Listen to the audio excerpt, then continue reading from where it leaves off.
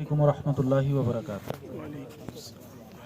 الحمدللہ رب العالمین والصلاة والسلام علی سید الانبیاء والمرسلین، اما بعد، اعوذ باللہ من الشیطان الرجیم، بسم اللہ الرحمن الرحیم۔ یا ایہا الناس قد جاءتکم موعظۃ من ربکم وشفاء لما فی الصدور وہدی ورحمۃ للمؤمنین، قل بفضل اللہ وبرحمتہ فبذلک فلیفرحوا هو خیر مما یجمعون۔ صدق اللہ العظیم۔ رب اشرح لی صدری ویسر لی امری واحلل عقدۃ من لسانی یفقہوا قولی۔ رب یسر ولا تعسر وتمم بالخیر، رب اغفر وارحم وانت خیر الراحمین، آمین یا رب العالمین۔ الحمدللہ جی، قرآن کے نام پر سجی ہوئی اس محفل سے زیادہ بابرکت اور زیادہ بشارت یافتہ اور کوئی محفل اس روئے زمین پر ہو نہیں سکتی۔ یہ قرآن کے نام پر جمع ہو جانا، قرآن کی محبت میں اکٹھے ہو جانا، قرآن کے لیے خوشی منانا۔ الحمدللہ حضرت نے وہ آیت پڑھی تو ذہن میں وہیں سے بات ایک ترتیب بن گئی کہ یہ تو واحد وہ خوشی ہے جس کو اللہ رب العزت نے ہمیں دیا ہے۔ فَبِذَلِكَ فَلْيَفْرَحُوا، چاہیے کہ اس پر خوشیاں مناؤ۔ یہ کلام، یہ اللہ کا کلام، اس کی تو تعریف ہی یہی ہے کہ یہ اللہ کا کلام ہے، اور اللہ کی ذات کو جیسے ہم اس کی عظمت کو الفاظ میں قید نہیں کر سکتے، ویسے ہی اس کلام کی عظمت کو بھی الفاظ میں قید نہیں کیا جا سکتا۔ استعارات ہیں۔ خود قرآن اپنے لیے اللہ رب العزت نے جو کچھ اس میں ارشاد فرمایا، جو معیار دیتا ہے، لو انزلنا ھذا القرآن علی جبل لرأیتہ خاشعا متصدعا من خشیۃ اللہ، اگر اس قرآن کو ہم کسی پہاڑ پر نازل فرما دیتے تو تم دیکھتے کہ وہ اللہ کی خشیت سے دب جاتا، پھٹ جاتا، ریزہ ریزہ ہو جاتا۔ یہ تو قلب محمدی ہے صلی اللہ علیہ وسلم کہ جس نے اس قرآن کو قبول کیا، ورنہ روئے زمین پر اور کوئی ایسی شے نہ تھی جو جس کے اوپر یہ قرآن اتر سکتا تھا۔ تو ایک تو اللہ کا کلام، اور ہمیں ملا کس سے؟ زبان محمدی صلی اللہ علیہ وسلم، جناب رسول اللہ صلی اللہ علیہ وسلم کی زبان مبارک سے ہم کو ملا، اس امت کو ملا۔ تو عظمتیں ہی عظمتیں ہیں، عظمتیں ہی عظمتیں ہیں۔ یہ کلام اللہ کے نبی صلی اللہ علیہ وسلم کا ارشاد ہے، جس کو قرآن جیسی نعمت ملے اور اس کے بعد وہ کسی کو دیکھ کر اس کو ملی ہوئی کسی بھی نعمت پر یہ محسوس کرے کہ اس کو زیادہ مل گیا تو اس نے قرآن کی توہین کر ڈالی۔ جس کو قرآن مل گیا اس کو سب کچھ مل گیا۔ حدیث بھی سامنے آ گئی، خیرکم من تعلم القرآن وعلمہ، تم میں سے بہترین لوگ وہ ہیں جو قرآن سیکھیں اور سکھائیں۔ جو اس قرآن سے جڑ گیا وہ عظیم ہو گیا، وہ اعلیٰ ہو گیا، بہترین ہو گیا۔ خیرکم، یہ سپرلیٹو ڈگری ہے، سب سے بہتر، دا بیسٹ امنگ یو، یہ گڈ بیٹر سے اوپر ہے۔ یہ قرآن جس رات میں اللہ رب العزت نے نازل فرمایا لوح محفوظ سے آسمان دنیا پر، وہ رات 1000 راتوں سے افضل قرار دے دی گئی۔ جس مہینے میں یہ قرآن نازل ہونا شروع ہوا وہ مہینہ مہینوں کا سردار، جہاں اللہ رب العزت نے اپنی رحمتوں کے خزانے لٹا دیے۔ یہ قرآن جو لے کر آئے وہ فرشتوں کے سردار، جن پر آیا وہ انبیاء کے سردار۔ جس جگہ پر نازل ہوا پوری روئے زمین پر سب سے بابرکت مقام وہ حجاز، جہاں ایک نماز 50,000 نمازوں کے برابر ٹھہری۔ اسی نسبت سے تو فرمایا خیرکم من تعلم القرآن وعلمہ، تم میں سے بہترین لوگ وہ ہیں جو قرآن پڑھیں اور پڑھائیں، قرآن سیکھیں اور سکھائیں، قرآن سمجھیں اور سمجھائیں۔ اللہ رب العزت ہمیں اس بات کا کسی درجے میں احساس عطا فرمائے، یہ خزانہ جس کے اوپر ہم اس وقت موجود ہیں، یہ اللہ نے جو ہماری دسترس میں دیا ہے، اس کی قدر و قیمت کیا ہے۔ یہ کل قرآن اللہ کے ہاں سفارشی بن کر آئے گا اپنے پڑھنے والوں کے لیے۔ اس قرآن کی صورتوں کا تذکرہ ہے اللہ رب العزت نے جو قرآن میں بھی اور حدیث میں بھی رسول اللہ صلی اللہ علیہ وسلم نے فرمایا کہ جو اپنی اپنی جگہ پوری عظمتوں کے مینار ہیں، ایک ایک صورت، ایک ایک آیت اپنی اپنی جگہ اس کائنات میں موجود بڑی سے بڑی شے سے زیادہ عظیم ہے۔ پورے قرآن کے تو کیا ہی کہنا۔ بہرحال یہ کہ موقع ہے اس حوالے سے کہ الحمدللہ صاحبزادے نے یہ ماشاءاللہ مدثر بھائی کے حفظ کیا، یہ خوشی کا موقع ہے، یہ بہت ہی زیادہ سعادت کا موقع ہے۔ یہ اللہ کے سپاہی ہیں اللہ نے قرآن میں اس قرآن کی حفاظت کا ذمہ اپنے ذمہ لیا ہے، اور اللہ رب العزت نے فرمایا کہ ہم نے اس قرآن کو نازل کیا، اس ذکر کو نازل کیا، اور ہم ہی اس کی حفاظت کرنے والے ہیں۔ اللہ نے اس کی حفاظت کا اہتمام کیا فرمایا؟ اللہ نے اپنے بندوں میں سے منتخب شدہ لوگوں کو یہ توفیق عطا فرمائی کہ ان کے سینوں میں اس قرآن کو محفوظ کیا۔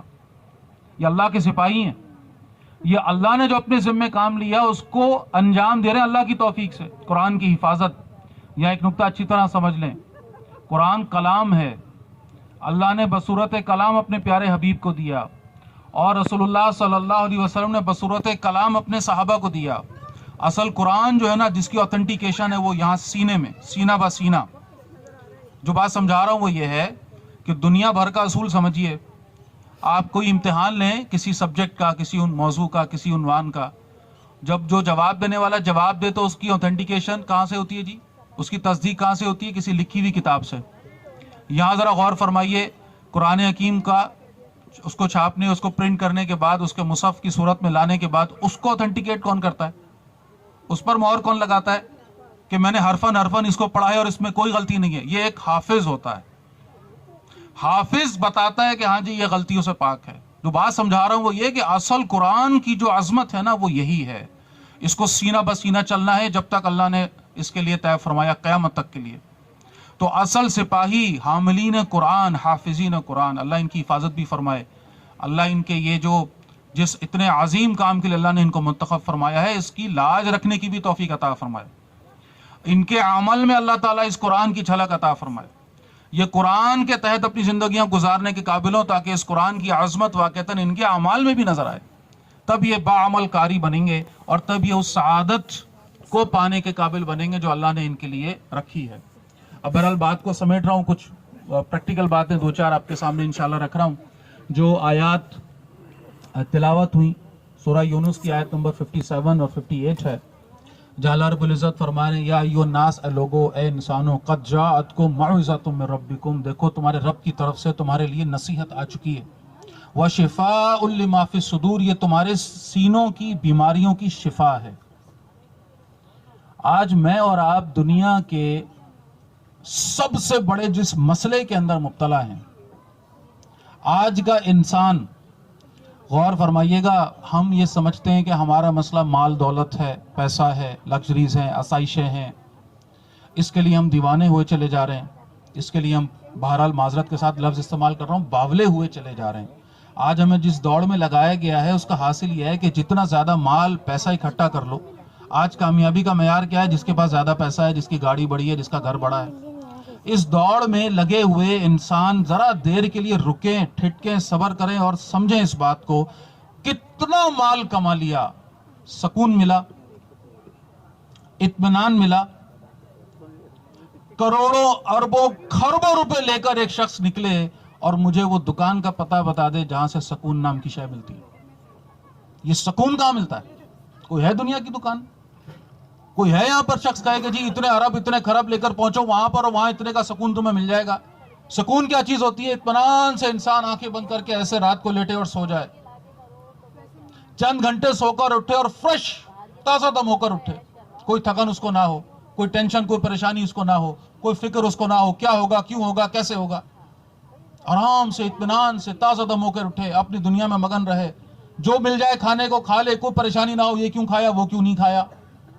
اتنا سارا اچھا کھانا کھانے کے بعد بھی اندر پریشانی ہے کہ یار پیٹ بھر گیا اور کھانا چاہیے تھا، اتنا اچھا کھانا چھوڑنا پڑ رہا ہے۔ پھر اتنا اچھا کھانا کھانے کے بعد، مثال دینے کے لیے سمجھا رہا ہوں، کیا کافی ہو گیا؟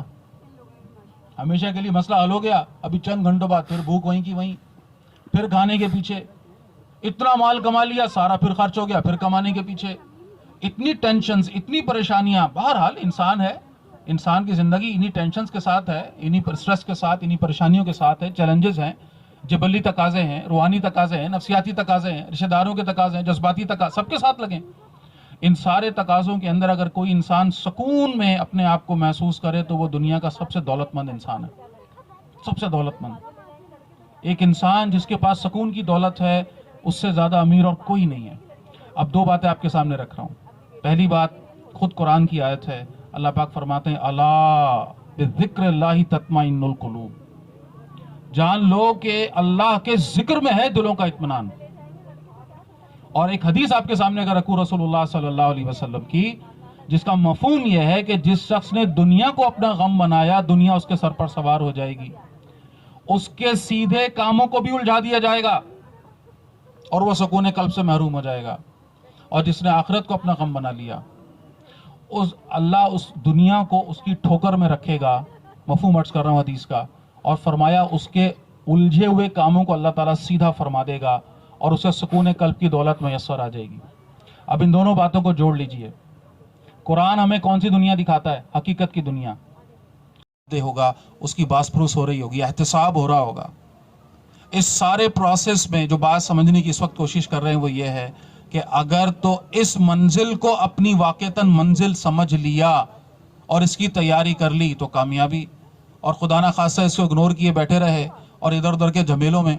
ایک سادہ سی مثال دیا کرتا ہوں، یہ ایمان بچا کر لے جانا ہے نا، ادھر اسی ایمان کو بچا کر لے جانے کا سارا یہ مسئلہ ہے نا، ساری جنگ ہے.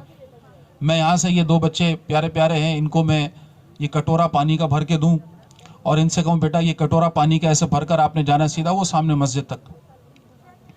ان میں سے ایک بچہ وہ کٹورا پانی کا لے کے چلا اور راستے کے جھمیلوں میں، لائٹوں میں، روشنیوں میں، شور میں، ادھر سے آواز آئی ادھر دیکھے، ادھر سے دیکھے، ادھر کچھ بچے کھیل رہے ہیں، تھوڑا سا ادھر جائے، تھوڑا سا ادھر ہو، اور ادھر ادھر گھومتا گھامتا مسجد تک پہنچے. کیا خیال ہے اس کے ہاتھ میں جو کٹورا ہے اس میں کیا بچا ہوا ہوگا؟ کچھ بچے گا؟ خالی کٹورا ہے. اس کے مقابلے میں دوسرا بچہ جو ہے، جو اس پانی کو اس کٹورے میں لے کر پھونک کر قدم رکھتا ہوا جائے، کسی شور کی طرف کان نہ دھرے، کسی آواز کی طرف نہ دیکھے، بلکہ صرف اس کو دیکھتا ہوا بڑی احتیاط کے ساتھ ایک ایک قدم اٹھا کر بہت ہی زیادہ کانشیس ہو کر اس کٹورے کو اپنے ہاتھوں میں پوری طرح سے تھام کر سینے سے لگا کر چلتا ہوا آہستہ آہستہ مسجد تک جائے، یہ بچا کر لے جائے گا؟ تو ایک کٹورے کا پانی بچانے کے لیے اتنی محنت، اور ہم کیا سمجھے بیٹھے ہیں اپنا ایمان ایسے ہی بچا کر لے جائیں گے وہاں؟ اس کے لیے پھونک کر قدم نہیں رکھنا پڑے گا، اس کے لیے کانشیس نہیں. ایک پر یقین نہیں کر رہا ہوں گا، دوسرے سے بھی مجھے ذرا بتائیں انہوں نے کوئی غلطی تو نہیں کی. خود لغت لے کر بیٹھ جاؤں گا، کچھ بھی کر کے سمجھنے کی کوشش کروں گا. یہ تو سعودی عرب کے بادشاہ کے خط کے ساتھ میرا معاملہ ہو، اور بادشاہوں کے بادشاہ، اس کائنات کے رب کا جو خط میرے نام ہے، جو انسٹرکشن مینول میرے نام ہے، مجھے مخاطب کیا اللہ نے اس میں، اے میرے بندے، اور میں اس سے اللہ تعلق، میں اس سے غفلت میں. مجھے دل لینا چاہے کہ اس کو کبھی دیکھوں، کھولوں، دیکھوں اس میں لکھا کیا ہے، اس میں بات کیا کہی گئی ہے، اس میں ہدایتیں کیا ہیں، اس میں انسٹرکشنز کیا ہیں، اور پھر میں یہ امید بھی رکھوں کہ اللہ کے سامنے جا کر جب میں کھڑا ہوں گا تو مجھے شاباشی ملے گی. یہ کیسا میرا معاملہ ہو. تو اس کتاب کی تلاوت کے معنی پیچھے آنا، پھر تلاوت کا شوق، تلاوت کے ساتھ اپنا ایک رغبت، صبح شام اس کتاب کے ساتھ ہمارا وقت گزر رہا ہو. وَاعْتَصِمُوا بِحَبْلِ اللَّهِ کی کیفیت قرآن کہتا ہے، اللہ کی رسی سے چمٹ جاؤ. اللہ کی رسی، اللہ کے نبی فرما رہے قرآن ہے. اب یہ چمٹنے کا معاملہ، پھر ایک مثال لے لیجئے. پچھلے دور میں مشکل تھا یہ سمجھنا کہ چمٹنا کسے کہتے ہیں، آج بڑا آسان ہے. چلے نکال کے دکھا دیتا ہوں. یہ میرے اور آپ کی سب کی جیب میں دجال ہے، اس کے بغیر زندگی ادھوری ہے کہ نہیں ہے. یہ موبائل فون، اس پہ میں 1 گھنٹے تک اس کی برائی کر سکتا ہوں، اس کو برا بلا، لیکن اس کے بغیر جی نہیں سکتا جناب. یہ چمٹنے کی سادہ سی مثال دے رہا ہوں، چمٹے ہوئے ہیں اس کے ساتھ، صرف سادہ سی مثال دے رہا ہوں. چمٹنا کسے کہتے ہیں؟ کہ اس کے ساتھ لگ جائے دل، فکر ہو، پریشانی ہو. 4 گھنٹے ہو گئے قرآن نہیں پڑھا میں نے، ارے آج کا دن پورا گزر رہا ہے قرآن کی آیت میں پڑھے بغیر گزار رہا ہوں، قرآن کو چھوئے بغیر اٹھائے بغیر یہ دن گزر رہا ہے، قرآن کی کوئی بات سمجھے بغیر یہ دن. کیسے ہو سکتا ہے ایک مسلمان کی زندگی میں ایسا دن گزرے بغیر تلاوت کے؟ پھر اور ایک سٹیپ، باتیں بہت ساری، برحال وقت بڑا مختصر ہے، بس کوشش کر رہا ہوں جلد سے جلد وائنڈ اپ کر لوں. قرآن کا پڑھنا ہمارے لیے کیا معنی رکھتا ہے، غور فرمائیے، برا نہیں مانیے گا. ظاہر ہے میں پورے معاشرے کی تصویر کی عکاسی کر رہا ہوں، یہاں بیٹھے ہوئے لوگوں کی بات معاذ اللہ نہیں ہو رہی ہے، پورے معاشرے کی صورتحال. اللہ کی رحمت سے ہم اگر اس وقت جو ہے وہ دور ہوئے ہیں، اللہ کے عذابوں کا شکار ہے. نظر کہ یہ جو لوگ قرآن کے نام پر جمع ہو کر بیٹھے ہیں سمجھانے کے لیے، یہ فرشتے جو گھیرے بیٹھے ہیں نا، تو یہ ایسا حالہ بناتے ہیں اس مجلس کا کہ زمین سے آسمان تک نور جو ہے وہ اس کا ایک حالہ بن جاتا ہے. ایک اور جگہ پر الفاظ ہے کہ آسمان والے جب دیکھتے ہیں تو ان کو تارے چمکتے ہوئے نظر آتے ہیں.